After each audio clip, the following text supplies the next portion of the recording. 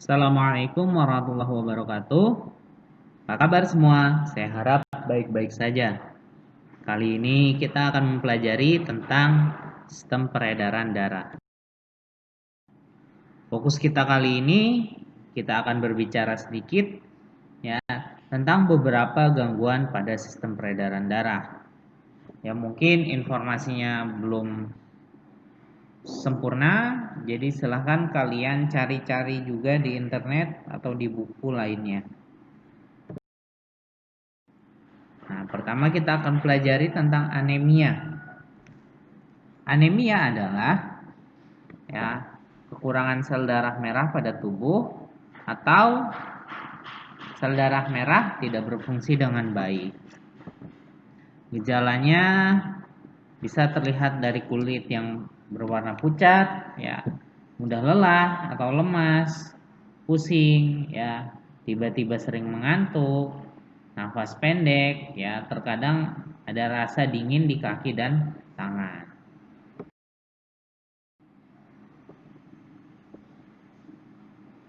Nah, penyebabnya bisa karena kekurangan zat besi, ya, karena kehamilan juga bisa, pendarahan, mutasi genetik pada hemoglobin, atau sel darah merah yang hemoglobin itu ada pada sel darah merah. Nah, pengobatannya selain obat-obatan, kalian bisa makan makanan yang kaya zat besi, contohnya bayam. Ya, ada sayur-sayuran yang berwarna hijau, itu biasanya kaya akan zat besi. Asam folat, ya, vitamin B12 dan C, atau misalkan ketika anemianya sudah terlalu besar, terlalu berat, itu bisa dilakukan transfusi darah, ya. Maksudnya transfusi darah ini ya pemindahan darah ya dari satu orang ke orang lainnya. Biasa untuk transfusi darah bisa kalian dapatkan di Palang Merah Indonesia di tempat kalian berada. Selanjutnya ada penyakit bernama hipotensi atau tekanan darah rendah. Yang akibatnya biasanya terjadi pusing atau lemas karena tekanan darah ya kurang dari 90/60. Ya. Bagi yang masih agak pusing, apa sih itu maksudnya tekanan darah 90/60? Bisa kalian cek lagi di internet. Itu gejalanya ya hampir mirip seperti anemia. Ya, pucat, mudah lelah, pusing, sering mengantuk, napas pendek, dingin di tangan atau di kaki. Tapi hipotensi ini biasanya tidak akan didapati oleh orang yang sering konsumsi makanan-makanan yang bergizi. Ya, biasanya hipotensi itu karena susah makan, ya terutama sayuran. Nah, penyebabnya kekurangan zat besi, kehamilan, pendarahan, mutasi genetik pada hemoglobin. Sedangkan untuk pengobatannya ya hampir sama seperti anemia. Selanjutnya ada hipertensi. Kalau tadi hipotensi adalah tekanan darah rendah, hipertensi adalah kebalikannya. Ya, hipertensi adalah tekanan darah tinggi yang melebihi dari 130/80. Ya, biasanya hipertensi ini digejalai seperti sakit kepala, lemas, ya penglihatan agak buram, nyeri di dada, sesak nafas. Ya, terus kalau sudah tinggi sekali terkadang terdapat darah pada urin ya, dan nanti ada aritmia atau gangguan irama jantung, mungkin lebih cepat atau lebih lambat. Hipertensi ini disebabkan oleh obesitas ya atau kegemukan ya. Jadi berat badannya itu terlalu gemuk. Selanjutnya ada kurang makan buah atau sayur, ya jarang berolahraga pun dapat mempengaruhi orang terkena hipertensi atau tidak. Atau misalkan ada riwayat penyakit keluarga yang memiliki hipertensi. Ya, bisa juga disebabkan oleh berlebihnya konsumsi garam. Ya, pengobatannya ya bisa kalian coba pola hidup yang baik dan sehat ya. Rasulullah telah mengajarkan kita bagaimana cara atau menggunakan pola hidup yang sehat dan baik. Ya, sering-sering ya atau rutin berolahraga, mengurangi konsumsi kafein seperti kopi ya, dan garam ya. Jadi yang suka jajan-jajan instan itu agak dikurangi, dan kalau misalkan dibutuhkan hipertensi dapat diobati dengan obat-obatan. Selanjutnya ada leukemia atau leukemia, adalah penyakit di mana kanker darah yang dikarenakan sel darah putih itu diproduksi secara tidak normal ya atau abnormal. Gejalanya biasanya demam, ya kekurangan darah atau anemia, berat badan yang turun drastis, ya rasa lelah yang tidak hilang-hilang, dan mudah sekali untuk memar. Nah, masih ingat kan? Sel darah putih itu berfungsi sebagai polisinya ya, penjaga agar tidak ada terjadi infeksi ya dari luar ke dalam tubuh kita. Nanti ketika leukemia ya menyerang seseorang, berarti imunitas tubuhnya akan menurun. Nah, penyebabnya tadi ada kelainan sel darah putih dalam tubuh sehingga tidak terkendali ya.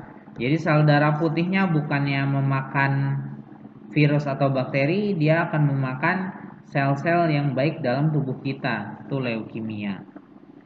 Nah, pengobatannya bisa kemoterapi, imunoterapi, terapi target, radioterapi, atau transplantasi sumsum tulang. Nah, jadi ini penyakit yang lumayan serius. Ya, semoga kita terhindar dari penyakit seperti ini. Selanjutnya ada jantung koroner. Ya, diakibatkan oleh adanya penyumbatan pembuluh darah jantung karena timbunan lemak atau plak. Ya, biasanya ini gejalanya nyeri dada ya, sampai ke lengan atau leher saat beraktivitas berat, terkadang sesak nafas dan keringat dingin. Nah, jantung koroner ini nanti bisa memicu serangan jantung. Ya, tiba-tiba jantungnya berhenti. Ya, ketika jantungnya berhenti, ini akan berakibat fatal. Ya, penyebabnya tidak jauh berbeda ya, merokok, ya kolesterol juga, diabetes, tekanan darah tinggi, dan terjadinya pengumpalan darah. Nah, kalau kolesterol pasti akan bersambung kepada obesitas atau berat badan yang terlalu berat. Nah, untuk pengobatannya dan pencegahannya ya bisa kalian lakukan dengan olahraga rutin, pola hidup sehat, ya istirahat yang cukup. Ya, jika kalian atau saudara atau ayah kalian ya keluarga kalian merokok, ya ajak mereka untuk berhenti merokok dan kendalikan stres ya. Nah, apabila terjadi jantung koroner, biasanya ini akan dilakukan operasi. Selanjutnya ada hemofilia. Hemofilia ini adalah penyakit darah yang sukar membeku ya atau terjadi gangguan pada pembukuan darah. Nah, darah yang akan beku ini akan sulit ya. Nah, ini bisa berakibat fatal apabila terjadi luka yang cukup besar. Nah, misalkan saat melahirkan atau misalkan saat tergores ya. Gejalanya itu bisa mimisan atau pendarahan luka yang sulit berhenti, ya badan kalian susah, ya susah dihentikan darahnya, terus mudah memar dan terdapat pendarahan pada sendi, ya biasanya ditandai dengan hemofilia. Ini diakibatkan oleh mutasi genetik, ya atau perubahan pada gen seseorang, jadi tidak menular kecuali ada keluarga yang memiliki riwayat hemofilia. Ya, biasa bisa juga diturunkan kepada keturunannya. Pengobatannya hemofilia ini belum dapat disembuhkan. Ya, tapi bisa dihindari dengan cara menghindari luka dan kontrol rutin ke dokter. Ya. Ini untuk hemofilia. Selanjutnya ada talasemia. Talasemia ini kekurangan sel darah merah karena jumlah hemoglobin yang sedikit. Ya, gejalanya mudah lelah, lemas, mudah mengantuk, terkadang sampai pingsan, ya sulit bernafas, sesak nafas, dan anemia. Anemia ini disebabkan oleh mutasi genetik juga. Nah, pengobatannya bisa transfusi darah, transplantasi sumsum tulang, dan pemeriksaan atau kontrol rutin ke dokter. Yang terakhir ada stroke, ya. Bukan stroke belanjaan, tapi ini stroke penyakit. Biasanya disebabkan karena pasokan darah, ya yang mengandung oksigen ke otak ini terganggu atau terjadinya pecahnya pembuluh darah sehingga sel-sel di otak itu akan mati. Ya. Akibatnya apa? Ya nanti badan kalian setengahnya akan mati rasa atau tidak bisa digerakkan sama sekali. Nah, gejalanya tungkainya mati rasa, ya tangan atau kaki, ya bicaranya menjadi kacau, ya karena sistem koordinasi di otak akan terganggu, serta wajah terlihat menurun, ya karena ketika satu orang kena stroke, ya setengah badannya ini sulit untuk dikontrol, untuk dikendalikan. Nah, stroke juga disebabkan oleh hipertensi, ya. Tadi tekanan darah tinggi, bisa karena diabetes, kolesterol, obesitas, ya, karena merokok, konsumsi alkohol, dan kurangnya olahraga. Nah, jadi pengobatannya, ya kalau misalkan itu bisa dioperasi, ya, atau bisa kalian cegah dengan pola hidup sehat, ya makan sayur dan buah secara teratur, ya tidak merokok dan olahraga juga supaya menghindari dari resiko terkena stroke. Terima kasih, kurangnya saya mohon maaf. Assalamualaikum warahmatullahi wabarakatuh.